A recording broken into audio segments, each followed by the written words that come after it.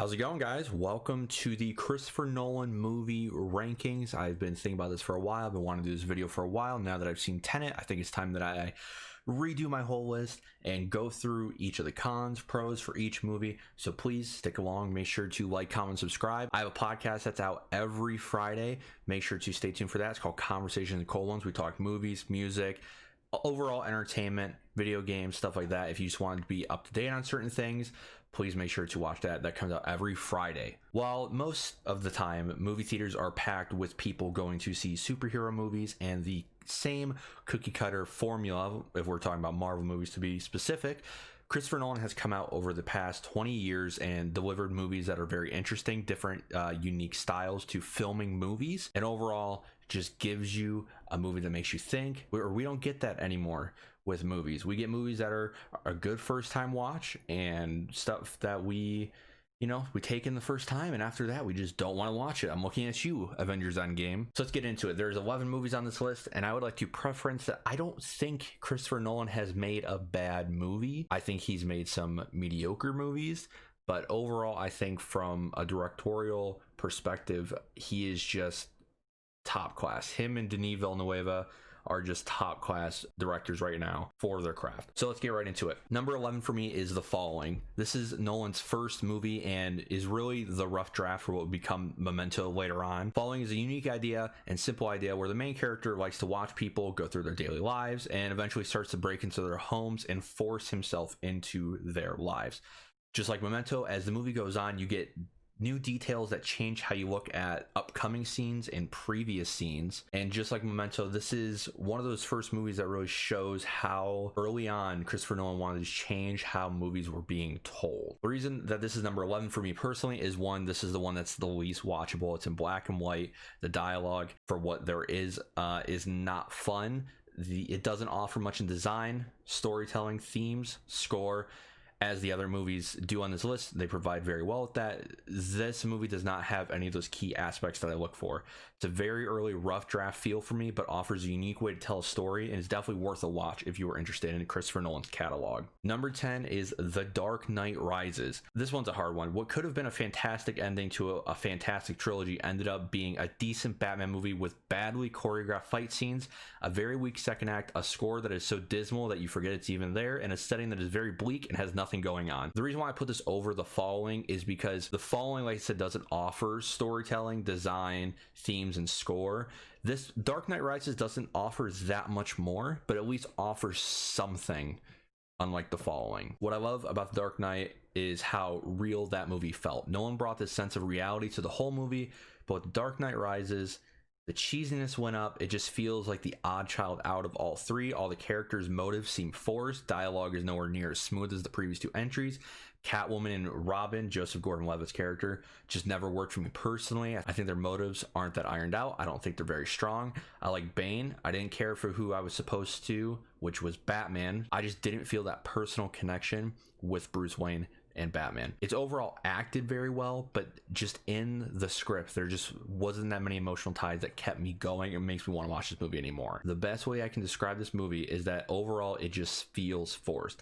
Dark Knight ended perfectly, and I kind of wish that that was it for the series. Just two films, but now we got what seems to be a very rushed movie with no real direction and too much convenience in the writing. I like Bane's motives. The twist at the end is solid, but overall the movie doesn't provide what a third movie should and conclude the storylines that it should. Number 9 is Insomnia. This movie's a weird one to talk about. A lot of people don't even know that this is a Christopher Nolan movie. Basically, coming off of Memento, he wanted to show that he could direct a big budgeted studio movie with Al Pacino and Robin Williams, and for what it is a decent movie. It is a true crime movie. It's an average run-of-the-mill one. The characters are really good. Al Pacino and Robin Williams kill it as they always do, but this is for sure the most like bleh Nolan movie for me. It just doesn't have those key Nolan aspects that you expect, and is why it's forgotten in his catalog. Number 8's Batman Begins. Let me get this right out of the way. I don't like origin stories at all, but this is a very solid addition. As for Batman, Nolan does a very good job explaining and showing how Bruce Wayne became the Batman with how and who he trained with. My problem is that the movie is kind of a mixed bag. It really is thrilling in most action scenes, but how it's shot and edited kind of just feels choppy. There's just cuts everywhere, and it makes the action hard to follow, and it's, like I said, overall just really sloppy. The Scarecrow was always a cool Batman villain, but honestly in this movie, I would have preferred to get a more fleshed out character than what we got and just have him be that side villain leading up to the main villain, which was Ra's al Ghul. The pros just outweigh the cons here. Christian Bale nails Nolan's take on Bruce Wayne. The emotional beats of this movie work for me, and the fear toxin in the movie and the scenes portraying Batman as a winged demon was a very cool idea, which I wish they expanded on. I would say it has a very good Act 1, Act 2 is rough, and Act 3 is solid, but overall it just kind of makes a mediocre Batman movie for me. Personally, this is where it gets tricky for me because most of these movies could have been number one. They all have amazing qualities, but some of them fall short. So let's get right into it. The newest movie, Tenet, just came out, and it's one of the sloppiest movies he's made. I just posted a review on the channel Friday if you want to get my kind of full thoughts on it.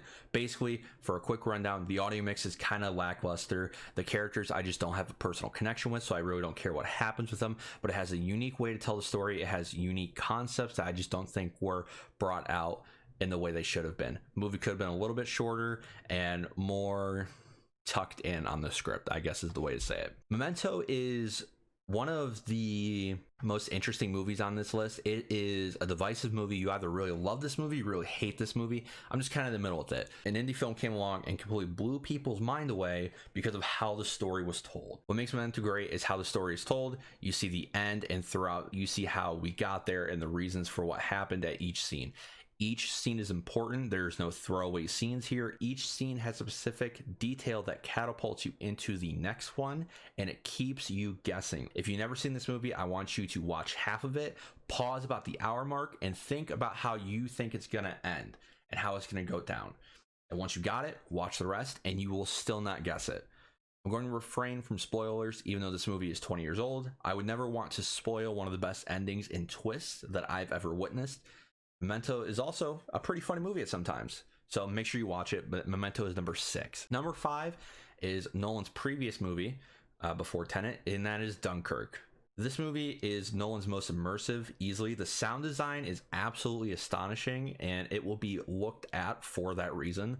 The scope is grand as these soldiers are on a beach basically waiting for their death, and each moment is another tick on that time bomb. This movie has everything you want. Great action moments, high intensity, great score and sound design, Tom Hardy. It's missing one key point for me that's always held the movie back, and that's the characters. Just like Tenet, I don't care for any of them, to be honest with you. They're just fodder. And I know that's how Nolan wanted to make the film, but I think overall it impacts the whole movie and its themes. Because if I really cared about the characters, the intense moments would feel more intense and would get a better reaction out of me. Tom Hardy scenes are easily the best for me, but once again, Tom Hardy and his mumbling voice strikes again. For whatever reason, Nolan does not want this man to speak. Always puts a mask on him. This movie would be higher on the list if it had characters I cared about and would give me more of a reason to be antsy and fearful for their lives, but it just doesn't hit that mark, but it is such a good movie still. Number 4, The Dark Knight. I know what you're saying. How could the best superhero movie of all time not be number 1? Well, for starters, it's because The Dark Knight isn't the best superhero movie.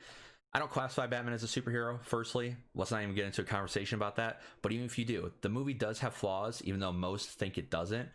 Joker, let's get right into it. The performance is great, but my gripes are that everything seems too easy for him. He shoves a pencil into a guy's eye, just like John Wick, and now everything is 100% with him. All the Goonies are with him. Nothing else. 100% loyalty, even though they were just talking about going and killing him. And I understand that he can get them their money or whatever, but still, it just felt too convenient for me. Honestly, after that, that's really the only big con I have. I think it does drag in the second act, and obviously Heath Ledger steals the show every time he's on the screen. The casting's perfect. The twist with Maggie and Two-Face near the end is fantastic and drives that emotional factor up. Great set pieces, great dialogue, fantastic movie, but not better than Spider-Man 2. Let's just get that out of the way. Number 3, The Prestige.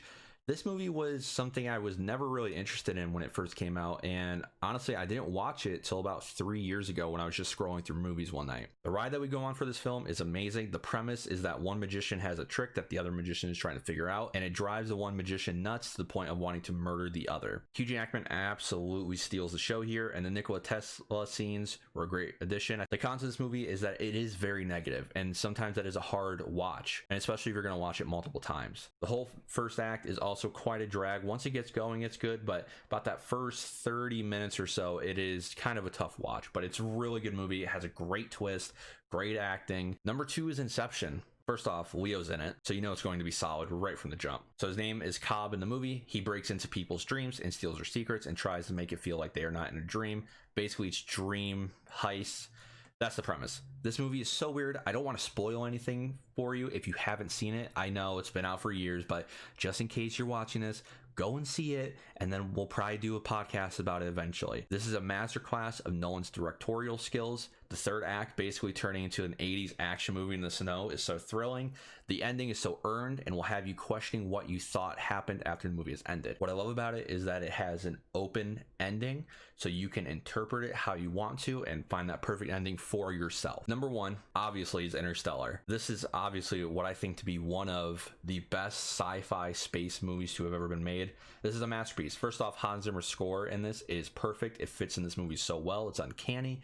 You've all heard the theme. It's in your head right now, the little piano, and it's beautiful. This movie also is Nolan's most emotional film, and I think that's what really resonates with people. The relationship between Murph and Cooper it just feels so natural and really hits home with those emotional beats. Like when he comes back from the space station, he's looking at those recordings of Murph. Very emotional moment. Time is the antagonist here, and as the movie's going on, it's just Cooper trying to get back to his daughter as fast as possible before his and her time and Earth's time runs out.